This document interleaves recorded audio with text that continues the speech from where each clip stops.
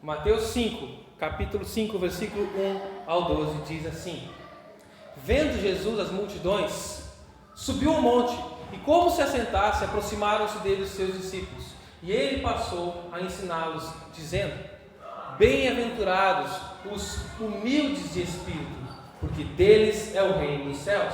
Bem-aventurados os que choram, porque serão consolados. Bem-aventurados os mansos, porque herdarão a terra. Bem-aventurados que têm fome e sede de justiça, porque serão fartos. Bem-aventurados os misericordiosos, porque alcançarão misericórdia. Bem-aventurados os limpos de coração, porque verão a Deus. Bem-aventurados os pacificadores, porque serão chamados filhos de Deus. Bem-aventurados os perseguidos por causa da justiça, porque deles é o reino dos céus. Bem-aventurados sois quando por minha causa vos injuriarem, e perseguirem, e mentindo disserem todo o mal contra vós.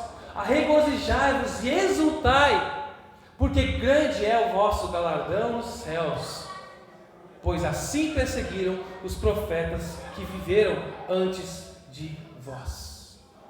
Oremos mais uma vez. Senhor, nosso Senhor Jesus, que a Tua palavra encontre morada em nosso coração. Tem misericórdia de mim, falho pecador, e use-me apesar das minhas falhas, que o Teu Espírito, com todo o poder, age em nossos corações. Em nome de Jesus. Amém. Bem-aventurados os limpos de coração, porque verão a Deus. Versículo 8. Essa é a bem-aventurança de hoje. Verão a Deus. Enxergar o que está diante de nós. Quantas vezes não vemos algo? Cada um tem uma percepção, um olhar para as coisas. Cada um tem uma maneira de olhar uma circunstância, de olhar um fato, de narrar uma história, de contar alguma coisa. Cada um vê um detalhe diferente. A gente já tem um exemplo disso na própria Escritura, nos Evangelhos. Cada um dos autores dos Evangelhos escrevendo a mesma narrativa sob outra perspectiva, mostrando outras coisas dentro daquela circunstância. Quantas vezes a gente passa por um lugar e depois alguém comenta sobre algo que viu naquele trajeto e a gente não reparou, não viu.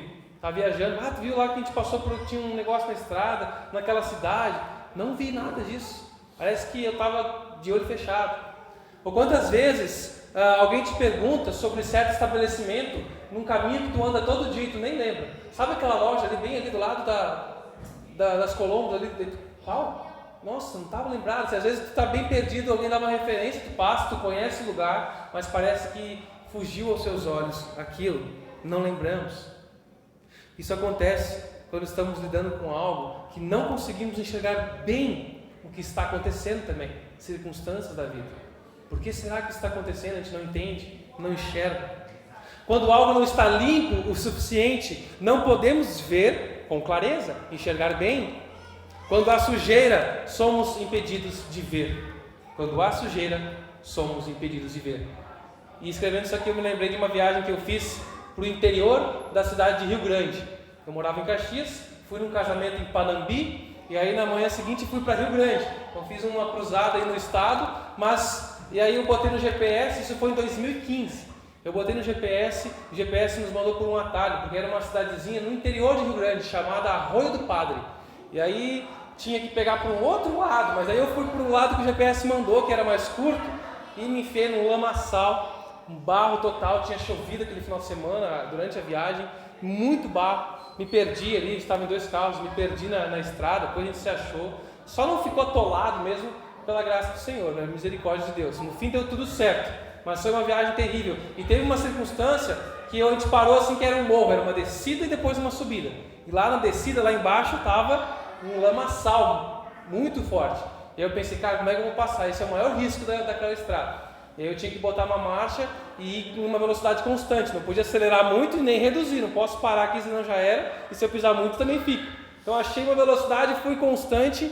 E nisso veio um carro na direção contrária. E ele, eu acho que achou que tinha que passar toda a velocidade. E ele veio e passou por mim a toda a velocidade, do meu lado, no barro, no risco da gente derrapar e ficar os dois ali. E jogou muito barro no meu para-brisa. E eu não enxergava nada, não podia parar ali no meio, não podia pisar mais, liguei o limpador do para-brisa e não resolvia nada. Demorou para fazer efeito o limpador do para-brisa no barro. E eu continuei andando, como eu vi que ele passou, não tem nada na minha frente, eu vou ir. E andei sem enxergar nada. Com a sujeira no meu para-brisa, andei alguns metros sem enxergar, logo começou a fazer efeito, eu jogando água ali, demorou porque era um barro grosso. Foi uma aventura muito doida. Aí esse dia, um pouquinho da foto depois que limpou, tava eu e a Tafa no sol do carro. Foi muito louco, esse dia foi louco, que nem dizem. Mas deu tudo certo. E muitas vezes a gente não enxerga porque tem sujeira. Nós não enxergamos bem porque tem sujeira para ser removida. Vocês lembram-se dos homens no caminho para Emaús? Lá em Lucas capítulo 24, narra que aqueles homens estavam caminhando e conversando com Jesus, e conversando sobre as coisas que tinham acontecido com Jesus, e eles não reconheceram que era Jesus. Demorou, o texto vai dizer no versículo 16 do capítulo 24 de Lucas, que os seus olhos estavam como que impedidos de o reconhecer. Estavam conversando com Jesus sobre a morte de Jesus e não reconheceram que era Jesus. Demorou. Também em João capítulo 20, Maria Madalena vai lá no túmulo chorando, vê os anjos e pede, aí ele não está mais aqui. Então ela se vira, encontra um homem e ela acha que é o jardineiro e pede: foi você que tirou o corpo? Onde é que tu colocou? Ela não reconhece que era Jesus. Demora ainda para ele dizer, ele fala com ela e ela reconhece. Ela não tinha reconhecido.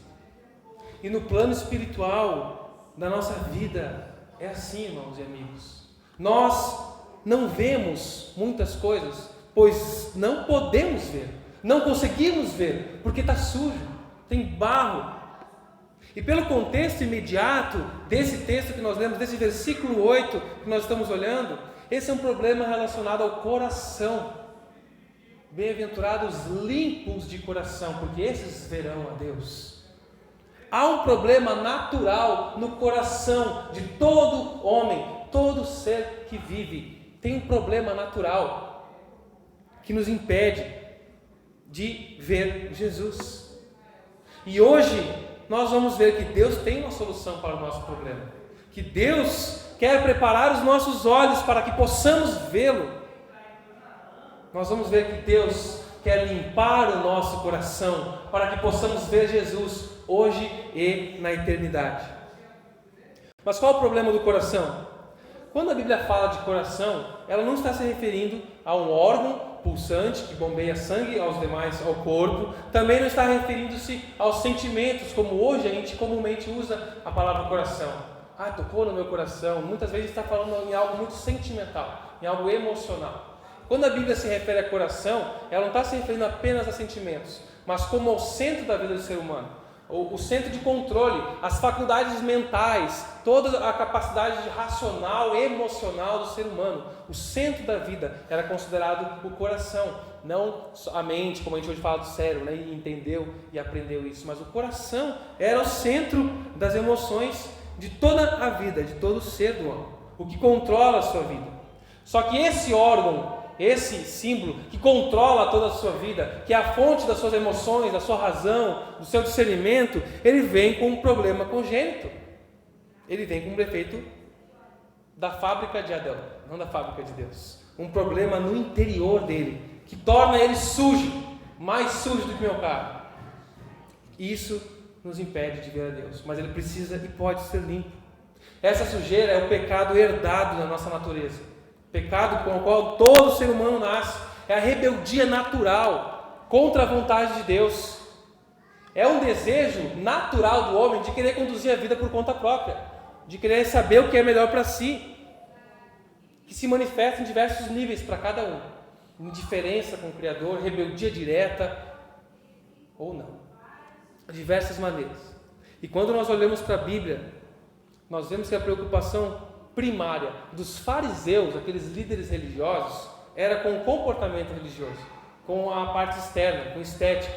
Então era cheio de regras e controle das regras naquilo que se podia ver, a aparência da religiosidade, cumprimento de regras. Mas eles negligenciavam questões essenciais da lei, o amor a Deus e o amor ao próximo, com o qual Jesus resumiu a lei. O amor a Deus e o amor ao próximo. Ainda hoje, há pessoas e líderes e igrejas que são muito preocupadas com comportamento externo, com ações externas com apenas o que você faz, o que os outros veem.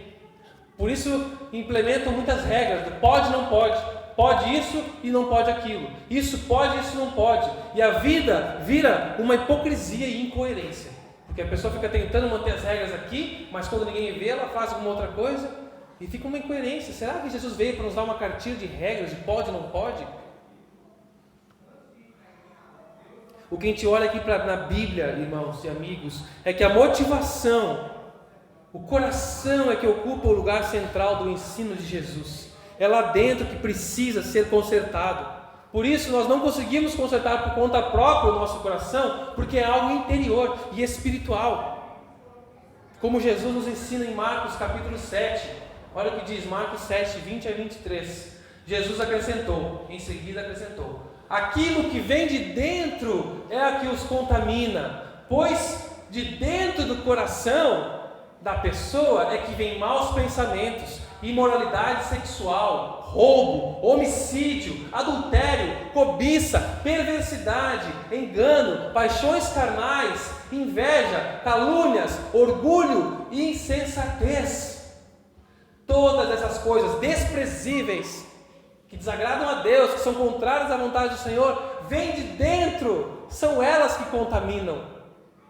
Quando ele explica que os fariseus vão lá e julgar os discípulos de Jesus que não estavam lavando a mão antes de comer e beber, eles têm que lavar a mão para seguir o ritual de purificação, e Jesus dá uma lapada neles. O que contamina o homem não é o que entra no homem, é o que sai, é o interior do copo o problema. Isso aqui Jesus está falando que o problema da sociedade não é onde você nasceu. Eu nasci num bairro, eu nasci no meio do crime, eu nasci numa família assim, foi porque meus pais se separaram, foi porque eu cresci sem mãe, foi porque... E você vai achar uma desculpa do sistema, da região, da cultura, para justificar os seus pecados.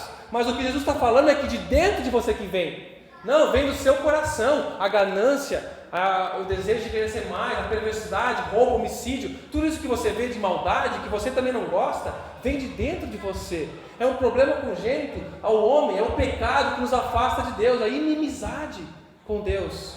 Como nós cantamos, inimigo eu fui no passado, em nome de Jesus. O profeta Jeremias, no capítulo 17, versículo 9, também nos lembra: o coração é mais enganoso do que todas as coisas e desesperadamente corrupto. Ele quer o que é melhor para ele. Então cuidado com aquela conversinha de siga o seu coração. O que o seu coração está sentindo, faz o que o teu coração mandar. Será que isso é bíblico? Faz o que o teu coração mandar. Não, faz o que Jesus mandar, porque o teu coração é enganoso e é corrupto e vai te colocar numa fria.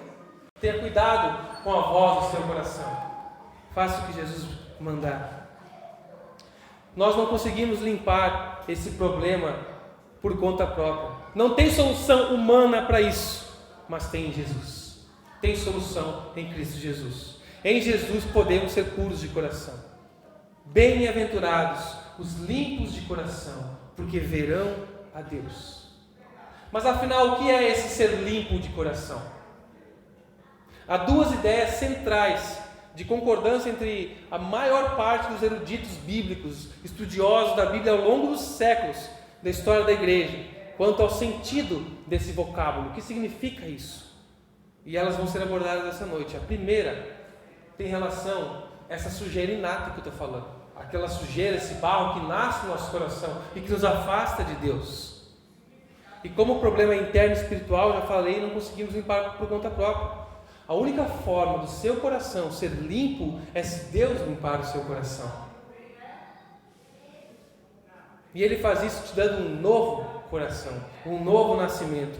É o lavar regenerador do Espírito, que regenera, que dá vida. Paulo escreveu isso para Tito, lá no capítulo 3, versículo 5, falando sobre a salvação. Não é por atos de justiça, não é pelo quanto você se esforça para ser bom, não é pela caridade que você faz, não é por causa de atos de justiça por nós praticados, mas pela misericórdia dele, ele nos lavou, nos salvou, pelo lavar regenerador e renovador do Espírito Santo.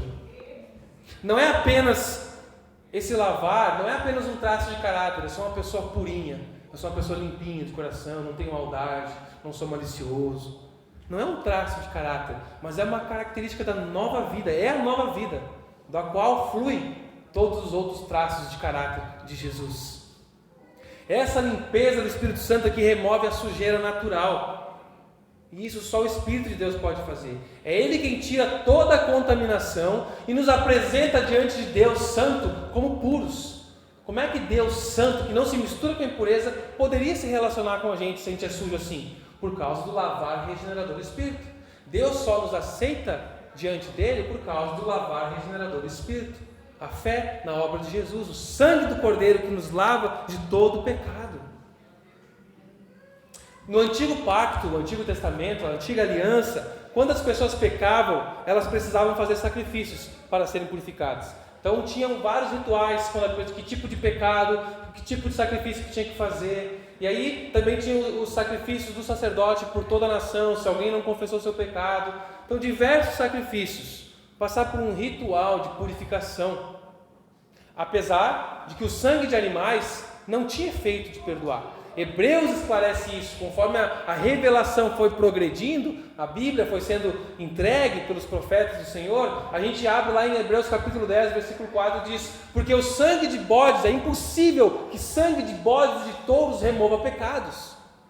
Então aquele povo nunca foi perdoado por causa do sangue do touro e dos bodes que eles sacrificavam? Não. Aquilo era também didático para o que haveria de vir. Era uma sombra de algo que estava chegando. Sabe quando você está andando e vê aquela sombra vindo, de repente você passa pelo objeto? O objeto aqui é a pessoa de Jesus. Esses sacrifícios apontavam para Jesus, era a sombra do que haveria de vir. O sacrifício perfeito. Você crente, você que crê em Jesus, você que já confessou Jesus como único, exclusivo, suficiente na sua vida, Salvador, Senhor e Salvador, você precisa sacrificar algo quando peca para se purificar?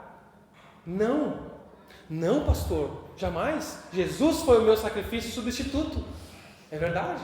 Mas você precisa sacrificar Jesus toda vez que peca?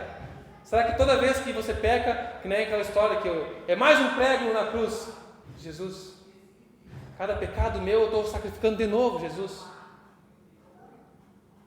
Não, irmãos, isso não acontece. Porque o sacrifício de Jesus é perfeito, é o sangue perfeito que nos purifica de uma vez por todas. Olha o que diz Hebreus, capítulo 10, versículo 26 e 27. É de um sumo sacerdote como ele, se referindo a Jesus, que nós necessitamos, pois ele é santo, irrepreensível, sem nenhuma mancha de pecado, igual aquele cordeirinho lá da Páscoa que Deus ensinou o povo. Ele é irrepreensível, sem nenhuma mancha de pecado, separado dos pecadores e colocado no lugar de mais alta honra no céu. Ele não precisa oferecer sacrifícios diariamente, ao contrário de outros sumos sacerdotes que tinham que cada vez ficar fazendo mais sacrifícios, porque eles ofereciam primeiro pelos próprios pecados, depois pelos do povo e assim por diante. Mas Jesus, ele porém, o fez de uma vez por todas, quando ofereceu a si mesmo como sacrifício. De uma vez por todas. Não há mais sacrifícios. As nossas ofertas são de gratidão e amor. Sacrifícios de amor, a gente canta, oferta de gratidão pelo que ele já fez por nós. Eu não me sacrifico para receber algo, eu me sacrifico em amor e gratidão porque eu já recebi. Essa é a diferença de um crente que entende o que recebeu e viver buscando a Deus em gratidão e amor, com alegria e não com medo. Será que eu estou agradando a Deus? Será que está bom hoje? Será que não está? É um crente livre desse jugo. Lá em Apocalipse 21, versículo 27, João fala das pessoas que vão entrar na Nova Jerusalém, o céu no fim dos tempos, a eternidade com Deus. Ele diz que nessa Nova Jerusalém jamais entrará algo impuro. Não entra impureza lá, não entra pecado, não entra maldade, nem ninguém que pratique o que é vergonhoso ou enganoso, mas unicamente aqueles cujo nome estão escritos no livro da vida do Cordeiro. Aqueles que Jesus escreveu com o seu sangue no livro da vida vão ter vida eterna com ele. Quem são esses? Esses que tiveram esse lavar regenerador do Espírito, essa nova vida. os limpos dessa sujeira natural, aqueles que, como diz o versículo 3 aqui, reconhecem a sua pobreza, os pobres de espírito, aqueles que choram seus pecados arrependidos, são esses que foram salvos pelo lavar regenerador e renovador do Espírito Santo. Esse é o sentido primário desse limpos de coração, puros de coração em outras versões. Mas como Jesus vem explorando essa questão da santidade, da nova vida com Ele desde o início do sermão, esse não é o único aspecto dessa questão aqui. A segunda ideia central, ela é mais literal, é puro, sem hipocrisia, sem mancha. Ele tem a ver com sinceridade. Sinceridade no nosso relacionamento com Deus, sinceridade com os outros, sem dissimulação, sem segundas intenções.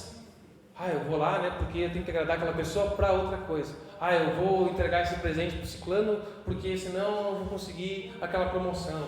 Então é sinceridade sem hipocrisia, sem falsidade. É uma questão de compromisso do nosso coração e da nossa vontade para com Jesus. É ser dominado por uma vontade só, a de seguir e servir a Deus, sincera e completamente. Puros de coração. Senhor, meu coração é puro, eu quero agradar ao Senhor sinceramente. Há pessoas que são lavadas pelo Espírito Santo, no primeiro sentido, salvas, que têm um relacionamento com Deus, são aceitas por Ele, têm nova vida, mas querem enganar e se enganam em sua hipocrisia. E ela é manifesta nos extremos. A hipocrisia no relacionamento com Deus é manifesta nos extremos. Quando eu e você demonstramos apenas interesse intelectual pelas coisas de Deus, pelos mistérios, pelas revelações da Bíblia, interesse intelectual, nos tornamos investigadores de doutrina, peritos na teologia, e nós podemos desenvolver, irmãos, infelizmente, um interesse puramente mecânico por isso, puramente curioso, pelo estudo da Bíblia, transformar a Bíblia num objeto de estudo tão somente, se relacionar com ela como um agregador de conteúdo. Nossa, eu aprendo muito conteúdo com a história do povo hebreu, dos judeus, é tão legal. E ao longo da história e na atualidade também, esse aspecto tem sido mais maldição para a igreja do que bênção. Pessoas que, portanto, se devotarem na intelectualidade somente, causam rachas em igrejas, divisões, porque não há amor, não há perdão, não há compreensão, não há aceitação de posicionamentos diferentes. Mas eu viro um intelectual, não aceito nada e causo racha, divisão. Preste atenção, ser um estudioso da Bíblia e conhecedor do conteúdo bíblico não significa que tudo vá bem. Não significa. Pode não haver sinceridade, pureza de coração. Pode não haver pureza no que se vê. E talvez você tenha pensado, é isso aí, não importa o intelecto, o que importa é a vida, pastor. Ok, mas cuidado também. Muito cuidado com o outro extremo. Como escreve Martin Lloyd-Jones, um médico que depois virou pastor, teólogo, do século, acho que uns 2 séculos atrás, ele escreveu: o cristianismo não envolve primariamente uma questão de conduta e comportamento externo. O cristianismo começa por uma indagação racional. Tem que passar pelo racional. Qual a situação da minha vida? Qual a condição do meu coração? Será que Deus me aceita como eu sou? Será que Deus me aceita como eu estou? E você vai ouvir nas flores do mundo: sim, Deus te aceita como você é. Venha a Ele como você está. Venha a Ele como está, mas submeta-se ao processo dele para a transformação, para não ficar como você está. Ele não aceita que você continue nessa vida. Ele quer mudar a sua vida. Ele quer te dar uma nova vida, um relacionamento novo. E não com um jugo, não como um juiz com um chicote, mas como um pai amoroso que te mostra os prazeres da vida com Ele. Lembra que nós lemos Salmo 24? Quem poderá subir no monte do Senhor? É quem pode chegar na presença de Deus? Somente os que têm mãos limpas e coração puro. É esse salmo que Jesus está resgatando aqui quando ele fala esse versículo. Aqueles que podem estar na presença de Deus, os que verão a Deus, são os de coração puro, lavados pelo Espírito Santo e que buscam com sinceridade a Deus. Que não buscam apenas experiências, que não buscam apenas intelecto, mas querem vida, entender a Jesus na Bíblia e na vida. Passa pelo entendimento de tudo que eu já falei aqui. Por isso que ignorar o estudo bíblico, ignorar tempo de oração, o desejo de conhecer a vontade revelada de Deus, segura, infalível, pode indicar falta de sinceridade no relacionamento com Deus. Ignorar isso pode indicar falta de sinceridade no relacionamento com Deus. Por que você está se relacionando com Deus? Quero as bênçãos dele, eu quero a emoção do culto, eu quero a segurança que ele me dá, mas não quero conhecer e fazer a sua vontade revelada. É até estranho tentar desassociar essas coisas, usufruir do cuidado de Deus e não conhecer a vontade dele. Mas se o seu desejo não é Jesus e a sua vontade, o perdão, a comunhão, mas é alguma outra coisa que você está desejando e quer usar Jesus para alcançar aquilo, se Jesus é um objeto ou um meio para algo, você está sendo enganado por si mesmo. Se Jesus é um meio de você conquistar, sei lá, o que você pode estar querendo. Eu quero a casa dos meus sonhos, eu quero a família perfeita, eu quero um lar assim assado, e você coloca Jesus como um objeto de meio para isso. E não entende que Jesus, ele não é o meio, ele é o fim, a glória dele. Jesus é que traz essa paz, essa plenitude, essa alegria transformadora para o seu lar, para a sua sabedoria, para o seu trabalho, para as suas finanças. Ele abençoa, ele é bom, ele é bondoso, ele prospera, ele cuida. Mas qual é o seu interesse no relacionamento com ele? Da mesma forma que o outro extremo, muitas vezes, ignorar o estudo da Bíblia, não há sinceridade nem pureza no que se vê. Tá, pastor, então o que importa é que as pessoas sejam sinceras. Falar o que pensa, ser sincero, sem hipocrisia, esses são os bem-aventurados. A sinceridade e a integridade não é suficiente por si só. Se sinceridade salvasse, não precisaria de Jesus. Jesus é substituto. Uma pessoa pode estar sinceramente certa, mas também pode estar sinceramente errada. Uma pessoa pode estar sendo sincera naquilo que faz e enganada por falta de conhecimento das Escrituras, do que Deus deixou claro aqui. Não, mas eu faço, o que importa é que o cara fez de todo o coração sujo, sem ele perceber isso. Deus não fala que o que importa é a motivação, são os limpos de coração, aqueles que foram lavados pelo Espírito Santo dos seus pecados e que buscam com sinceridade o relacionamento com Deus. Lá em 1 Reis, capítulo 18, nós vemos pessoas sinceramente enganadas. Quando o profeta Elias desafia os profetas de Baal, e aqueles homens se reúnem ali e passam uma manhã inteira clamando, chorando, dançando, cantando para Baal, cortando os seus corpos com faca, diz o texto bíblico, pedindo para Baal: Baal, ouve-nos. Tu acha que esse cara não estava sendo sincero? Alguém que corta o próprio corpo, pedindo clamor a um Deus falso? Sinceridade total, mas engano total, perdição total, porque a sinceridade não é suficiente, meus irmãos. Ela tem que ser depositada no lugar certo. É a pessoa de Cristo Jesus. Sinceridade apenas nos engana. E infelizmente muitas pessoas vivem sinceramente enganadas.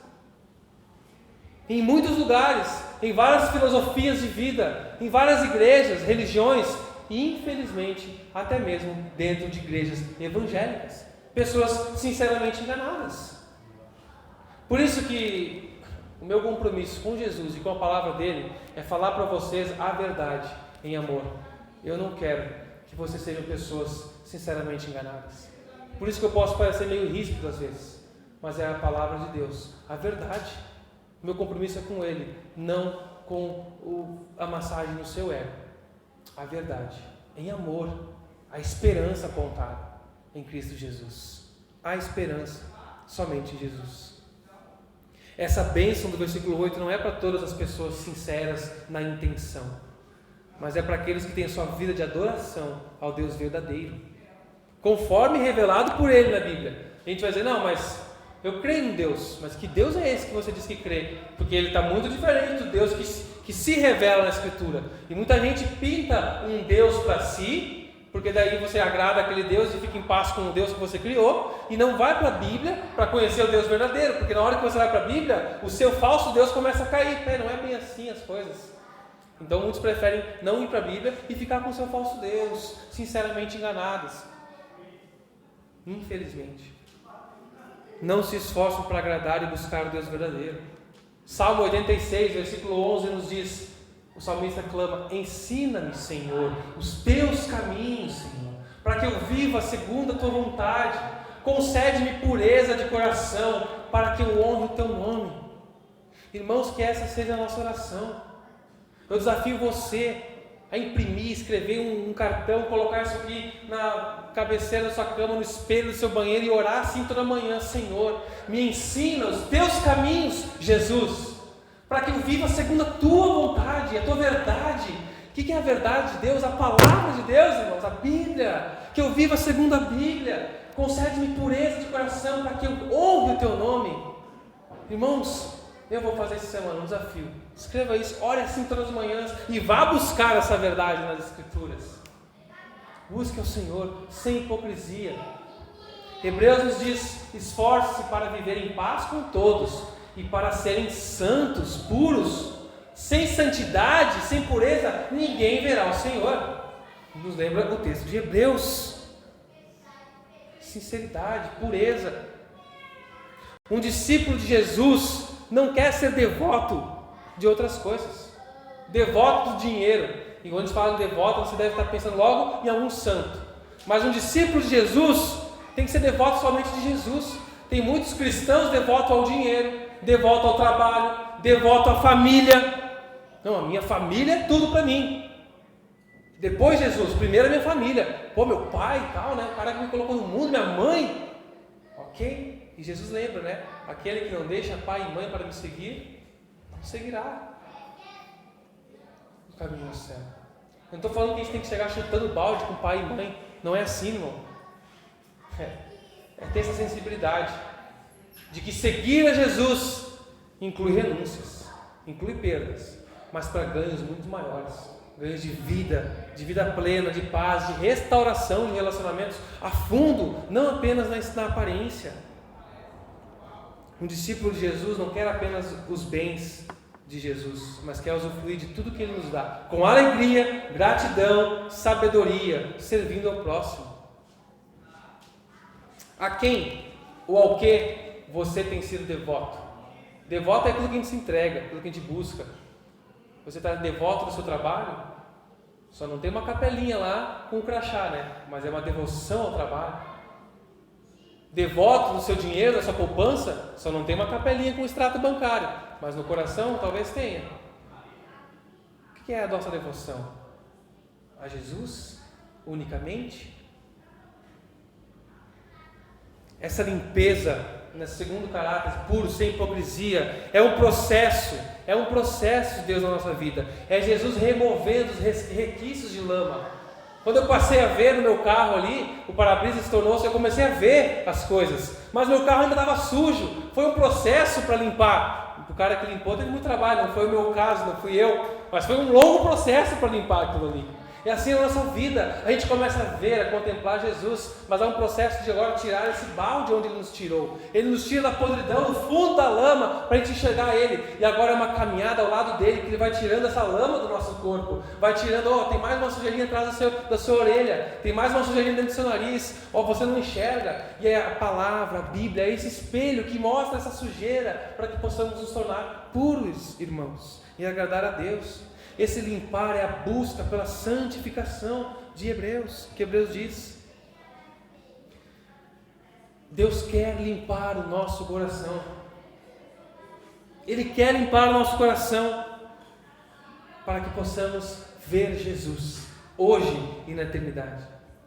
Bem-aventurado são os limpos de coração, porque verão a Deus. E o que é esse ver a Deus? Lá em João capítulo 1, versículo 18, diz que ninguém jamais viu a Deus, nem mesmo Moisés, que viu alguns aspectos divinos, mas que nenhum outro homem jamais viu, mas ele não viu a face de Deus. Alguns pensam que se trata apenas de uma questão espiritual, né? Deus é espírito, nós somos seres físicos, por isso não podemos ver a Deus. Mas nós temos percebido pela Bíblia que não é um problema com os olhos, mas com o coração. Porque Deus deixa claro isso em Êxodo, capítulo 33, versículo 20. Ninguém pode me ver e continuar vivo, por causa da santidade de Deus. Em sua essência pura, sem algum tipo de filtro, Deus nunca foi visto. Mas Jesus é esse filtro, para que nós possamos ver a Deus, achegar-nos até Deus. Ele é o próprio Deus encarnado. Foi para isso que Jesus veio. Jesus quer que você veja. Ele orou por mim e por você. Em João capítulo 17 ele pede isso, para que nós possamos ver a sua glória. Porque Deus quer limpar o nosso coração, para que possamos ver Jesus hoje e na eternidade. Essa será a recompensa daqueles que forem limpos pelo lavar regenerador do Espírito e constante na nossa vida. Os puros de coração verão a Deus. E o interessante é que isso se refere à nossa vida tanto aqui quanto futura, o ver a Deus. O pecado é como poeira nos nossos olhos. Você começa a enxergar embaçado, dói, você não está vendo bem. É como aquele barro no para-brisa que demora, que distorce, que dificulta a nossa visão. Esse é o pecado. Mas se os teus olhos, ou se o teu coração estiver sendo limpo pelo Espírito Santo, por meio da palavra de Deus, você terá o benefício de ver a Deus, a Jesus, ainda desse lado, de vê-lo nas obras da criação, de ver Jesus e contemplar Jesus na sua criação, de ver a ação de Deus, não apenas poeticamente, chegar num belvedere ali, olha como Deus é lindo, tudo que fez. É realmente algo que só no coração você sentir, meu Criador fez tudo isso, soberano, e se preocupa comigo, e me quer, e abandona, ou deixa, não abandona, mas deixa as 99 seguras para buscar a ovelha perdida. O meu Salvador, o meu Senhor. Eu começo a ver Jesus nas circunstâncias da vida. Por que isso está acontecendo aqui em casa? Por que esse problema? Peraí, Deus está querendo se revelar, está querendo que te enxergue Ele de alguma maneira. Por que esse problema? Por que essa circunstância? Por que essa bênção surgiu agora, do nada? Eu não esperava uma bênção dessa. Deus quer que você veja Ele te consolando, colocando família para você. Deus quer que você veja Ele nas alegrias da vida, no conforto da vida. Só que somente os limpos de coração conseguem ver Jesus nessas questões. São vislumbres de algo inimaginável que nós vamos ver na glória, irmãos. É tipo petiscos para um banquete final que nós vamos ter com Jesus. E petiscos muito bons. Imagina o banquete. Enquanto esse dia não chega, nos alegramos com esses petiscos maravilhosos que Deus nos dá aqui. Por isso, Deus quer limpar o nosso coração, para que possamos ver Jesus hoje e na eternidade. O ensino de Jesus aqui nessa sentença nos ministra um teste simples, que pode enquadrar você em duas categorias de pessoa, que lançam desafios para nós. O primeiro desafio é o convite de Jesus para pessoas que ainda não foram limpas no coração, pessoas que não têm convicção se o seu coração foi limpo. Será que meu coração foi limpo pelo Espírito Santo e Deus olha para mim e me aceita, ou meu coração ainda está sujo? Será que eu posso ser aceito por Deus do jeito que eu sou pelo lavar do Espírito? Esse é o primeiro desafio. Será que você é limpo de coração? O primeiro convite de Jesus essa noite para você é para você que tem percebido sujeira no seu coração, que entendeu que o seu coração precisa ser lavado pelo lavar regenerador do Espírito Santo, que traz vida, vida nova, vida plena com Jesus. Talvez você está andando em diversos caminhos, filosofias, buscando plenitude de vida, buscando paz interior, tentando se sentir limpo de diversas maneiras, em diversos lugares. Hoje, meu irmão, meu amigo, você pode ouvir a voz de Jesus dizendo para você: deixa eu te lavar permanentemente, deixa eu limpar o seu coração, deixa eu fazer você um bem-aventurado, feliz, divinamente feliz. Talvez essa oportunidade não seja novidade para você. Talvez você já esteve em igrejas por anos, se considera cristão, gosta de Jesus, gosta dos ensinos de Jesus, mas eu te digo que isso não é suficiente. É o lavar regenerador do Espírito Santo, que só o Espírito pode te dar. Alegria de vida plena e paz na sua alma, pela reconciliação com Deus, pela fé na obra de Cristo Jesus. Ouça o chamado de Jesus hoje para você. Renda-se a Ele, para lavar do teu coração, para que Ele purifique o teu coração de uma vez por todas, como nós lemos em Hebreus. Jesus quer enxugar tuas lágrimas, quer caminhar ao teu lado, quer dar sabedoria para você cuidar da tua família, quer dar direção para você. Esse é o nosso Senhor que se importa, para que a sua glória seja vista por nós. Você não sabe o que acontecerá com a sua vida. Não adie a coisa mais importante da sua vida. Não adie. Você não sabe o que acontecerá. Essa manhã eu recebi a notícia. Sexta-feira eu recebi a notícia de um senhor, amigo meu. Conheci ele pouco tempo. Trabalhamos juntos algumas semanas atrás.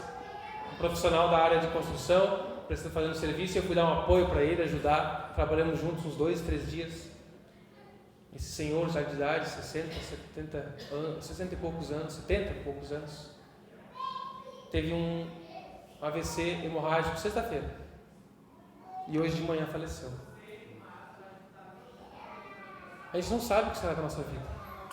Você fica adiando a coisa mais importante da sua vida, que é render-se plenamente a Jesus. Mas Jesus também traz um outro desafio para nós esta noite. Para você que já contemplou o Cristo Jesus, já se entregou a Ele, já foi lavado pelo lavar regenerador do Espírito Santo, já recebeu a nova vida, foi lavado pelo sangue de Jesus, já fez uma confissão pública disso. Mas Jesus quer continuar te limpando. Jesus quer limpar o seu coração para que você possa vê-lo cada vez mais. Não no sentido salvífico, porque se você já foi salvo, já foi lavado, como vimos em Hebreus, é de uma vez por todas. Mas Ele quer mais de você. Talvez você não tenha mais visto Jesus tão claramente como via em outros tempos da sua vida. Talvez você não tenha mais visto Jesus como costumava ver, não se relaciona mais com Ele como costumava, não tem mais crescido na intimidade, não tem mais aquele tempo de oração gostoso com Jesus. Talvez isso ficou no passado. Parece que o seu para-brisas está com muito barro e você não está conseguindo enxergar direito as coisas da vida, mesmo sabendo que Jesus já lavou o seu coração. Onde você perdeu o compromisso com a pureza? Onde você perdeu o compromisso com a sinceridade? Onde você foi ludibriado pelo mundo, pelo prazer, pelo conforto, e isso ficou para trás? O relacionamento com Jesus. Deus quer limpar o nosso coração, para que possamos ver Jesus hoje e na eternidade. E talvez essa limpeza inclua a remoção de algo que está atrapalhando a sua vida. Algo ou alguém que tenha atrapalhado a sua visão de Jesus, a sua pureza. Você tenta resolver sozinho os seus problemas. Você procura ajuda em tudo que é lugar no mundo. Profissionais de tudo que é área da saúde. Procura tudo que é lugar. Eu vou resolver os meus problemas, a minha ansiedade, a minha inquietação, a minha depressão, o meu... sei lá o que pode ser. Eu não estou querendo atacar ninguém diretamente aqui. São problemas que precisam de acompanhamentos profissionais, sim. Mas você nunca buscou em Jesus. Nunca se prostrou a Ele, chorando: Senhor, me mostra ao Senhor, tira essa lama do para-brisa, eu quero ver a Tua glória, restaura-me. Será que você já fez isso? Tem buscado em Jesus? Hoje Ele está dizendo: eu quero limpar o teu coração, para que você possa me ver hoje e na eternidade. Confie. Ele nos dá uma família, nos dá a igreja, que é o meio que Ele criou biblicamente para nos lavar, nos ajudar nesse processo de caminhar. Deus quer limpar o meu e o seu coração cada vez mais, para que possamos ver Jesus hoje e na eternidade. Amém.